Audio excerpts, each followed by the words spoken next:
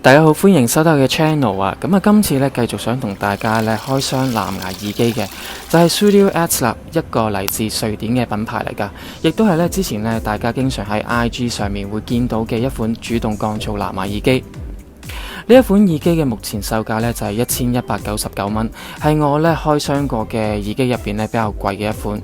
如果咧大家想知道今次咧帶俾大家乜嘢嘅觀眾福利同埋咧 Studio X 嘅測評嘅話咧，歡迎你繼續收睇啊！Studio X 咧有4款嘅顏色選擇啊，分別咧就係白色、黑色、綠色同埋粉紅色嘅。首先咧要送大家一個嘅優惠碼，喺 Street Value 網站上面咧揀好中意嘅顏色之後咧，俾錢之前入翻呢一個嘅優惠碼咧就可以獲得9折優惠啦。我個人咧係非常之推薦墨綠色。一齊咧睇下佢嘅主要賣點先，有主動降噪啦、無線充電啦、30小時嘅音樂播放、IPX5 嘅防水、高清收音等等。影片最後部分咧都會有收音示範，大家唔好錯過啊！4種嘅顏色入邊呢，我真係好中意咧墨綠色啊！佢唔似咧黑色咁樣咁普通啦，亦都唔會有白色容易污糟嘅問題。無論男仔女仔佩戴咧都係好好睇噶。充電嘅位置咧有少少嘅令面點綴啦，唔會好浮誇，係我幾 buy 嘅一個設計。其他配件咧包括有 Type C 嘅充電線。另外咧有2個類別嘅 ear tips 啦，一款咧係圓錐形嘅，佢會高身少少。如果想隔音效果好啲嘅話咧，用圓錐形嘅呢一款咧就會比較好嘅。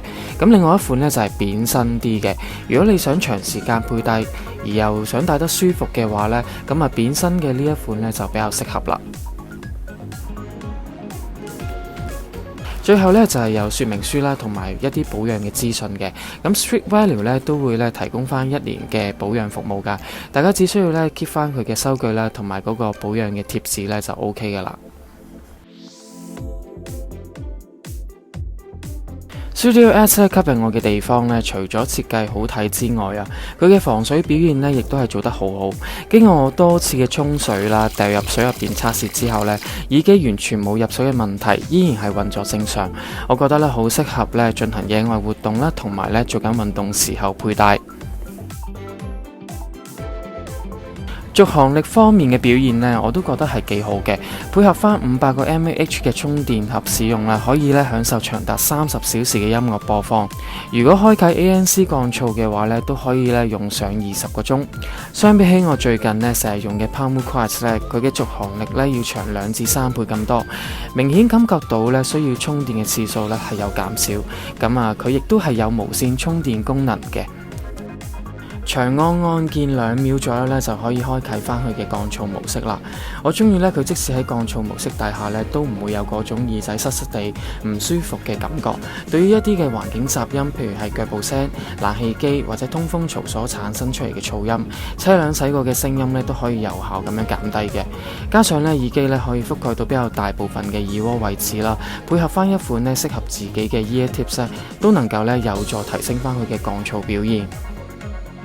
另外有一點值得注意嘅就係咧，佢嗰個體積咧會係比較大啲，會厚身少少。對於耳窩比較淺嘅用家嚟講咧，佩戴起上嚟咧，或者會有比較明顯嘅突出㗎。跟住落嚟咧就係收音測試啦。而家咧我就戴緊一個 Studio X 係用3，咁就想順便咧同大家係進行呢一個收音測試嘅。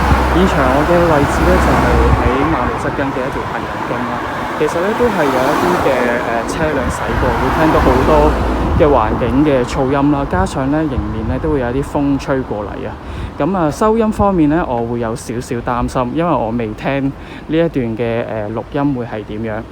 咁啊啱啱咧試聽咗頭先嘅第一段嘅錄音啦，我都覺得 OK 喎。可能咧係因為佢嗰個耳機嘅設計咧，佢唔會話係好入耳式嘅嗰款啦，嗰款啦。咁啊嗰個收音嘅位置咧都係比較接近嘴巴嘅，咁所以咧都係對於佢嗰個收音效果咧都會有一啲嘅保證嘅。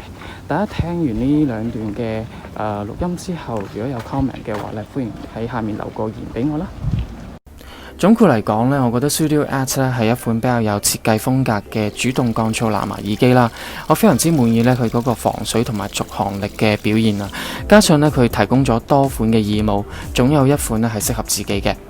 中意 Studio X 嘅朋友呢，記得用翻呢一個嘅優惠碼喺 Street Value 上面購買。Street Value 呢都有其他品牌嘅藍牙耳機，有興趣嘅話呢，都歡迎呢 click 翻說明欄嘅網站呢去了解更加多。希望大家咧會中意呢一段嘅開箱影片啦，我哋下次再見，多謝晒，拜拜。